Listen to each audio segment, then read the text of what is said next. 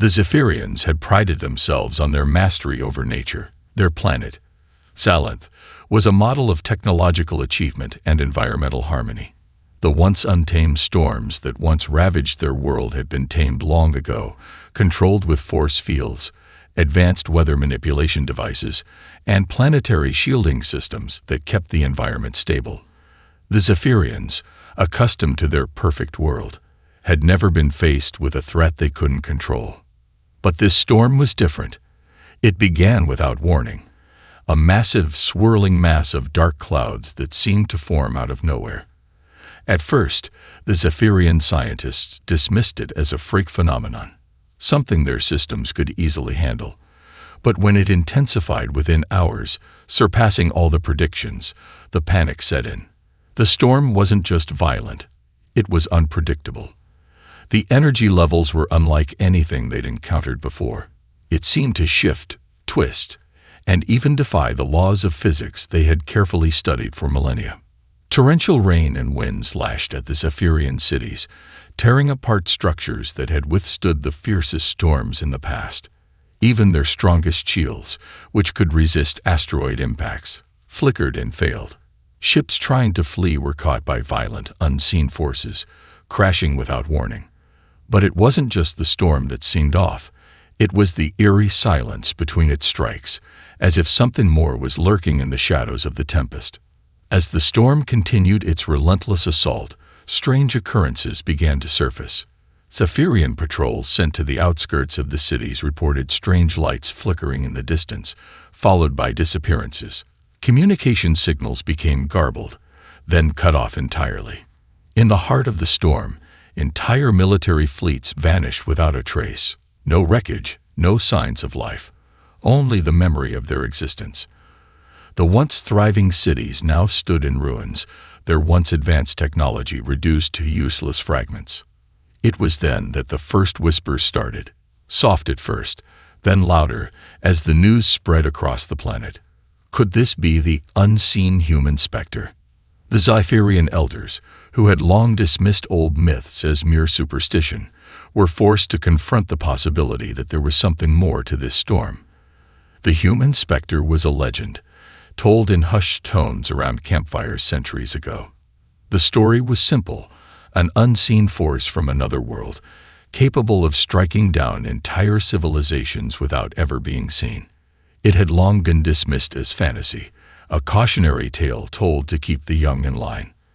But now, in the face of this strange and deadly storm, the Zephyrians couldn't ignore the terrifying possibility. They were no longer dealing with a natural disaster. No, this was something far more sinister. The storm was not just a force of nature. It had an intelligence, a purpose. And as the storm raged on, one thought echoed in the minds of every Zephyrian. What if the humans were real? The myth that had once been laughed at was now a source of dread, its power growing with each passing hour. The storm wasn't just a disaster, it was a message.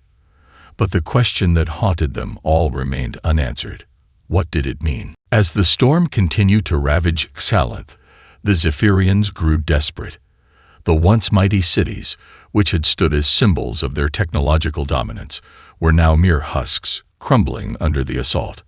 The planetary shields, once considered invulnerable, flickered and faltered, unable to contain the fury of the storm. Every effort to stabilize the atmosphere met with failure.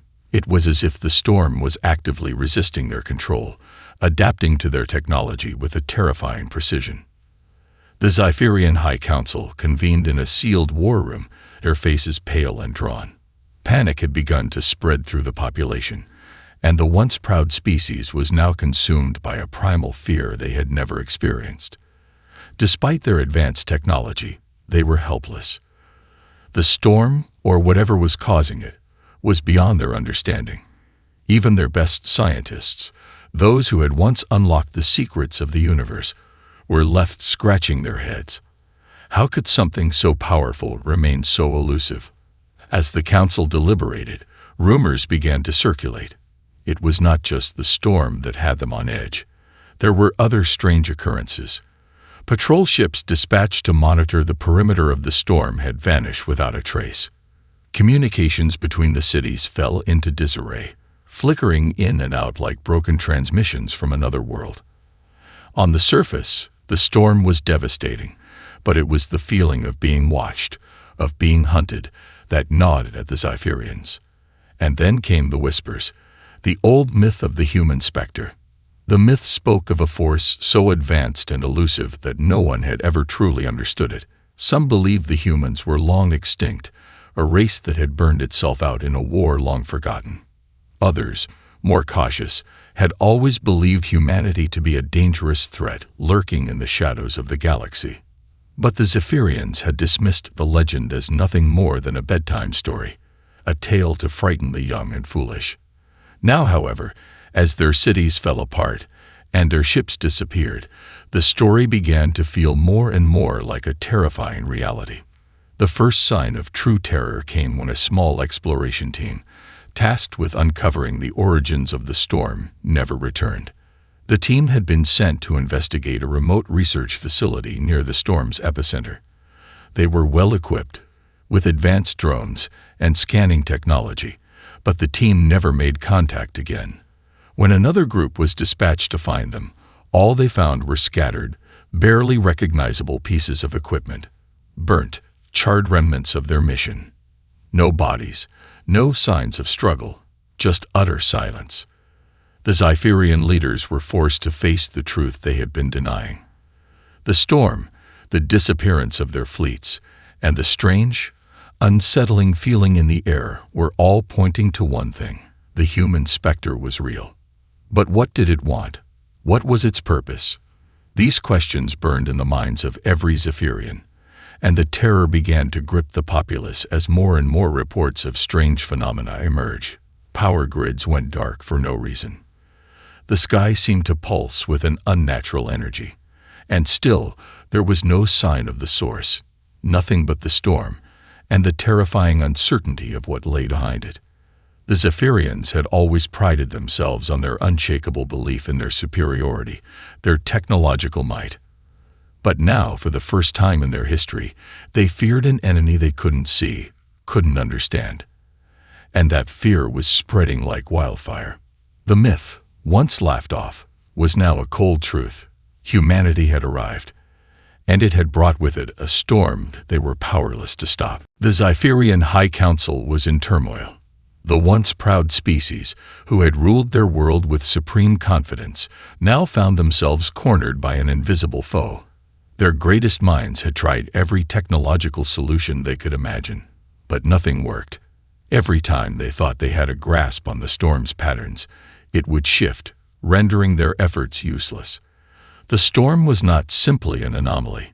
It was a force they could not control. The myth of the unseen human Specter was no longer just a whispered legend. It was the only explanation left. In a last-ditch effort to understand the nature of the storm and its origin, the Council dispatched a special task force to investigate the area where the storm seemed to originate. Located on a remote plateau, far from any inhabited zones, the area had been a site of old human ruins long abandoned and forgotten. The task force, composed of the best scientists, engineers, and military personnel, was equipped with advanced drones, shielded vehicles, and weapons designed to withstand even the harshest of natural environments. As the team ventured deeper into the storm, the situation grew increasingly surreal. The atmospheric conditions were unlike anything the Zypherians had ever experienced. The winds howled like living things, tugging at their gear, while strange static disrupted their communications. The sky above them swirled with unnatural energy, flashing with bursts of light that seemed to pulse with intent. It was as if the storm was alive, watching them, waiting for them to make a mistake. When they reached the center of the storm, they found something that chilled them to the core. An ancient, abandoned human warship buried beneath layers of dirt and rock. The ship, massive and foreboding, looked like it had been left untouched for eons. Its sleek aerodynamic design was unmistakable, its technology far beyond anything the Zypherians had ever seen. But what struck the team most was how intact the ship was. Despite the apparent age of the wreckage, The ship's systems still hummed with a faint, eerie power. It wasn't supposed to be possible. How could something so ancient still function? The team carefully explored the wreckage, searching for any clues. Among the debris, they discovered a series of cryptic symbols etched into the ship's hull, symbols that were undeniably human. They found advanced weapons, long forgotten but still lethal, their power sources somehow intact. The most unsettling discovery was the ship's communication device, still transmitting faint signals, as if it were waiting for someone to turn it on. One of the team's engineers, a young and ambitious officer named Nyla, dared to access the ship's systems. What she uncovered sent a shiver down her spine. The warship's logs, though fragmented, told a horrifying story of a forgotten human conflict. A war that had been waged across the stars, where entire worlds had fallen to humanity's relentless tactics that seemed to have a common theme: precision, secrecy, and terror. The human Specter wasn't a single individual, it was an entire philosophy, an approach to warfare that struck fear into every species it encountered. The storm they had been battling, it seemed, was just one of many tools in humanity's arsenal, tools that had been dormant for centuries, until now. But the most disturbing discovery came last.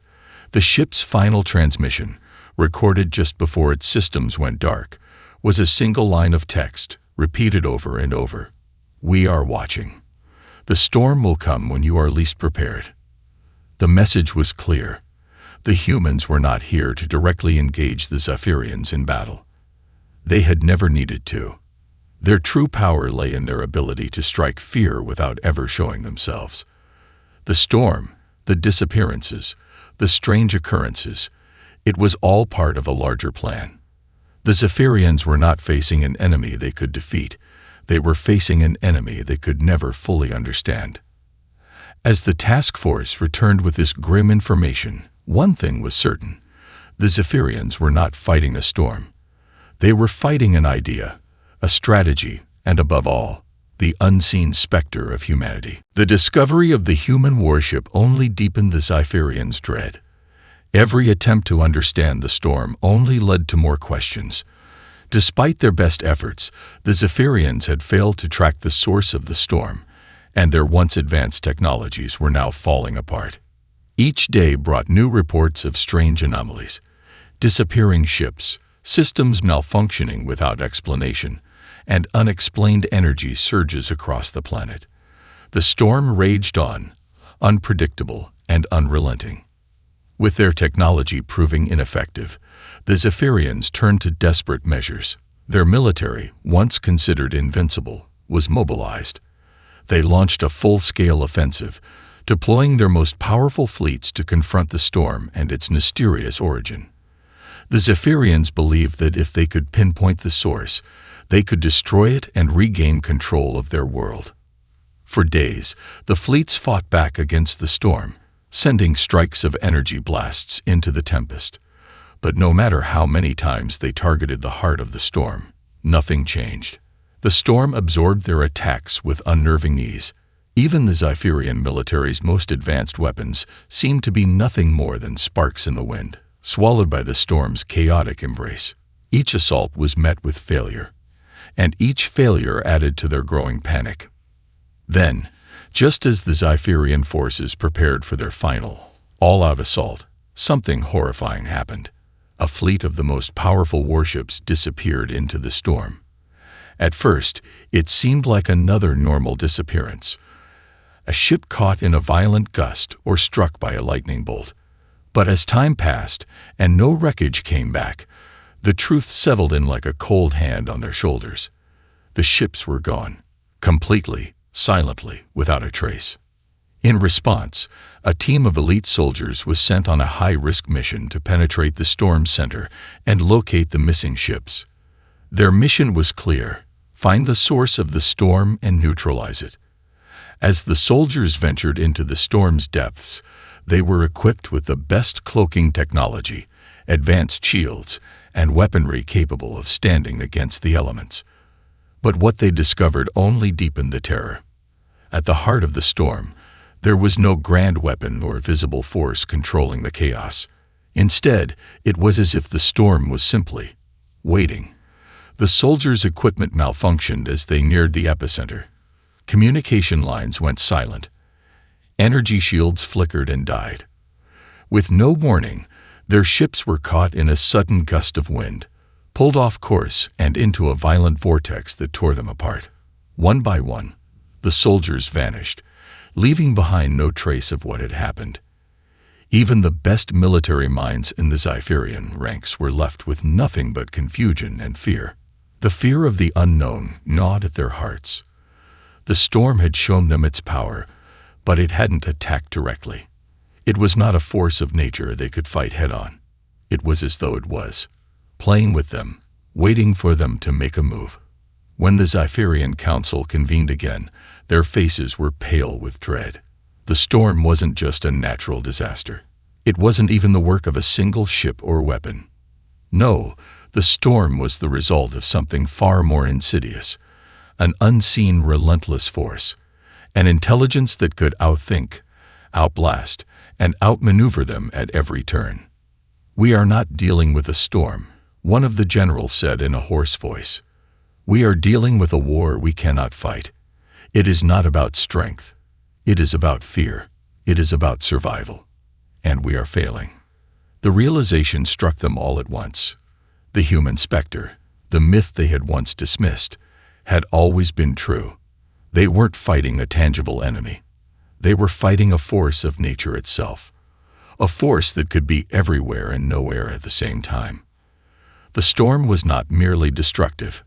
It was an agent of fear, breaking down their society piece by piece, undermining their confidence, and showing them the true nature of their vulnerability.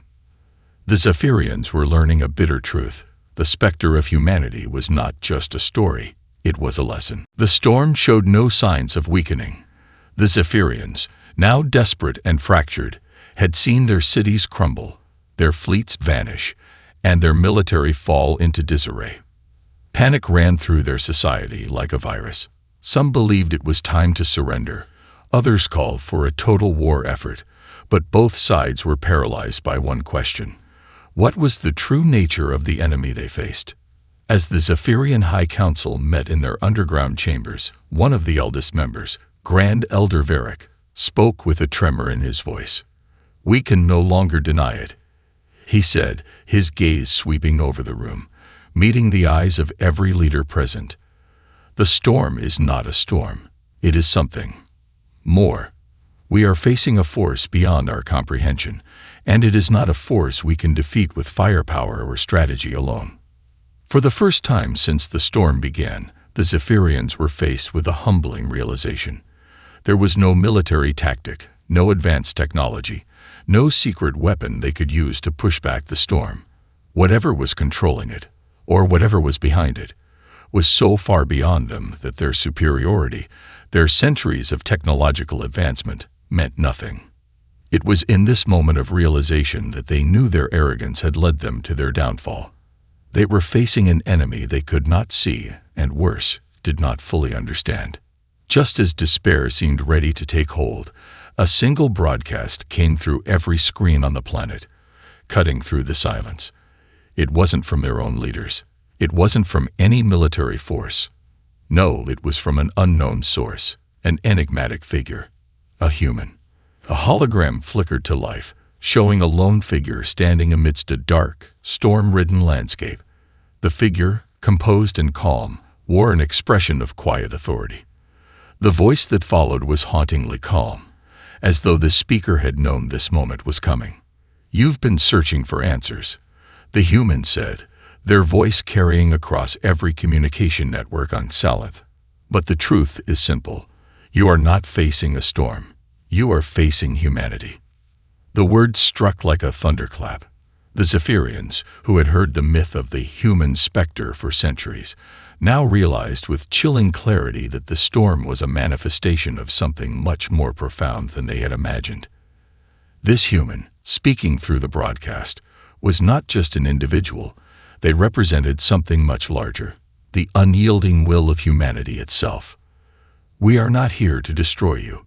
The voice continued, "We are here to teach you what you have never learned. You have relied on technology, on control, on power, but what you do not understand is this.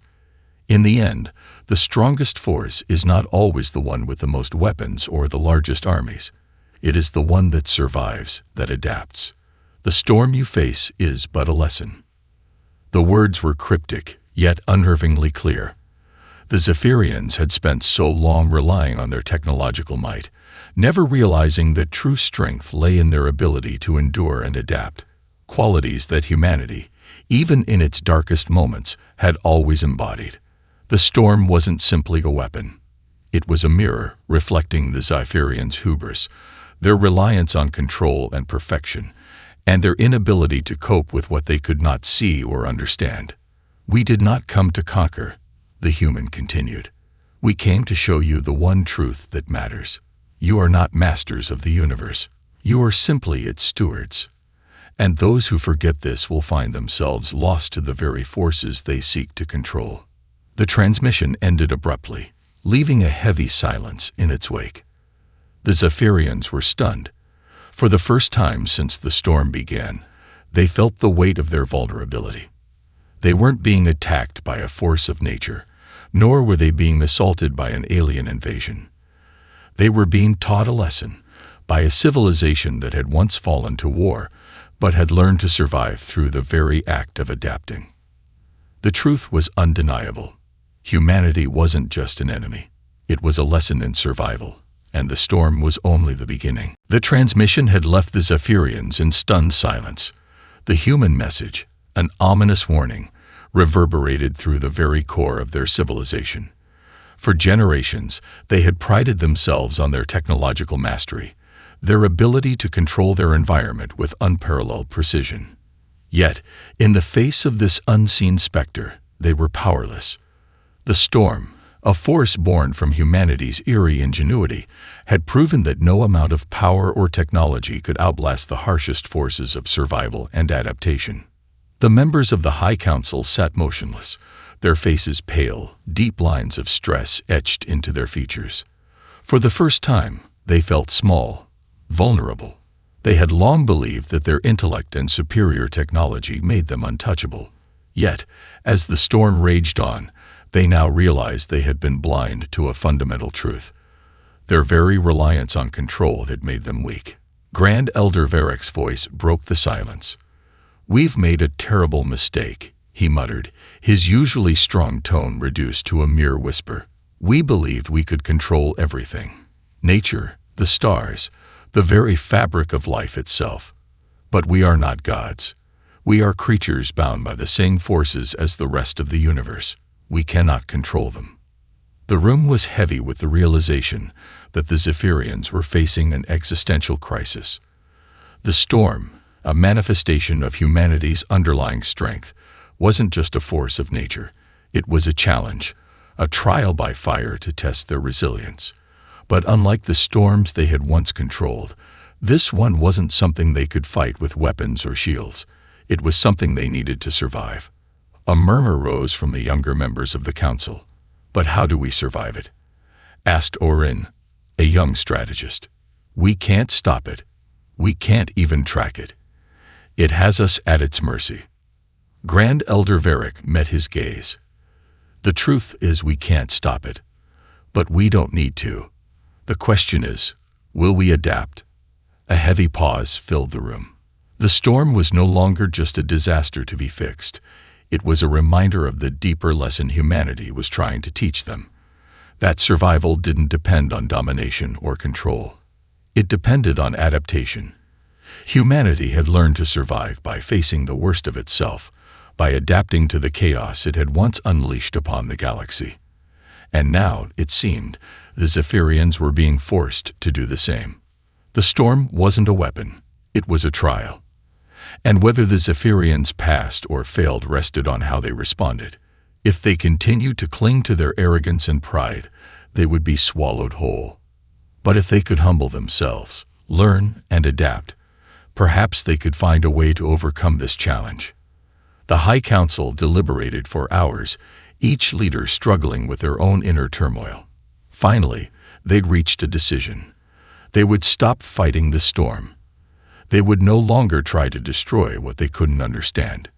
Instead, they would focus on learning from it, adapting their technology, their tactics, and even their way of life to survive. This storm, Varric said, finally rising from his seat, is not our enemy. It is our test. We will learn from it, and we will endure. The human Specter has shown us the way, not through destruction, but through resilience. The Zephyrians began to rebuild, not through force, but through understanding. They redirected their efforts to adapt to the storm's patterns, studying it as humanity had once studied the forces of nature. They began to make small, incremental changes to their cities, their technology, and even their mindset. They learned to live with the storm rather than fight it. As the Zephyrians worked together, a strange feeling began to rise within them, a feeling of hope.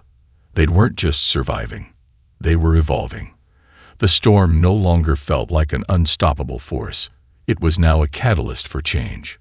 But deep in the heart of the storm, humanity, silent, unseen, watched, waiting to see if the Zephyrians would truly learn the lesson. Weeks passed, and the Zephyrians began to make visible progress. The storm still raged, its ferocity unpredictable and terrifying. But the Zephyrians no longer saw it as an insurmountable force. They had shifted their focus from fighting the storm to adapting to it, learning from its patterns, and using their technology in new, innovative ways. They had discovered that their old, rigid systems of control were no match for the storm's chaotic unpredictability. Instead of trying to impose their will on the elements, they started adjusting their cities to blend with the storm, creating dynamic energy shields that responded to the changing atmospheric conditions.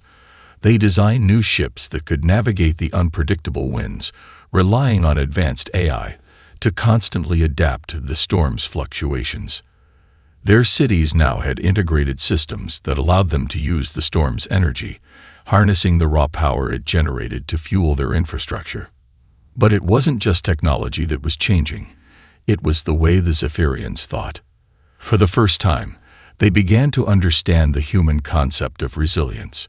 It wasn't about strength in the conventional sense, but about flexibility, the ability to bend without breaking. The storm had shattered their pride, but it had also forced them to rebuild themselves, not just their cities, but their minds, their philosophy. The High Council, once filled with leaders bent on domination, began to shift its focus toward collaboration. The Council's decision to adapt rather than fight became the guiding principle for every Zephyrian. Across the planet, communities came together to share knowledge, pooling their resources to create new technologies and new ways of living. The storm had brought them to the brink of destruction, but it had also united them in a way nothing else ever had. Yet even as they adapted, a shadow of uncertainty remained. The Zephyrians could feel that the storm was not yet over. It was as if the storm itself was watching their progress, testing them every step of the way. The human Specter, the unseen force behind the storm, was still out there, waiting for them to make their next move.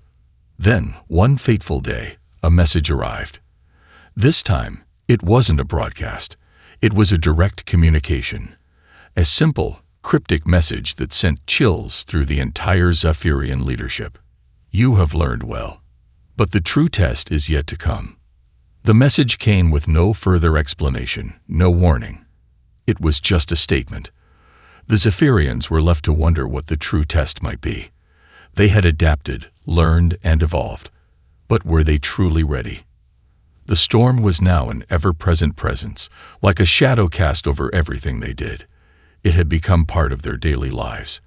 They had become accustomed to its unpredictable winds, the sudden surges of energy, and the strange, eerie quiet that would descend when the storm momentarily subsided. Yet despite all their progress, they felt the pressure of an invisible hand hovering above them, pushing them forward, always challenging them to be better. The fear that had once paralyzed them began to return, not because they feared the storm itself, but because they feared that the storm might one day end, and they would find that they had not learned enough to survive what came after. What if the storm had been only the beginning? And so, as the Zephyrians worked to adapt further, the question hung in the air like a dark cloud. What was the true test? Had they truly learned the lesson of humanity's resilience, or were they simply preparing for another storm? One far worse than anything they had encountered before. Days turned into weeks, and weeks into months. The Zephyrians had adapted in ways they never thought possible, but despite their progress, the storm continued to rage without mercy. It was no longer just a force of nature. It had become a reflection of everything the Zephyrians had feared and struggled with. But as the storm intensified, so did their resilience. The High Council, once divided on the proper course of action, now stood united in their commitment to survival.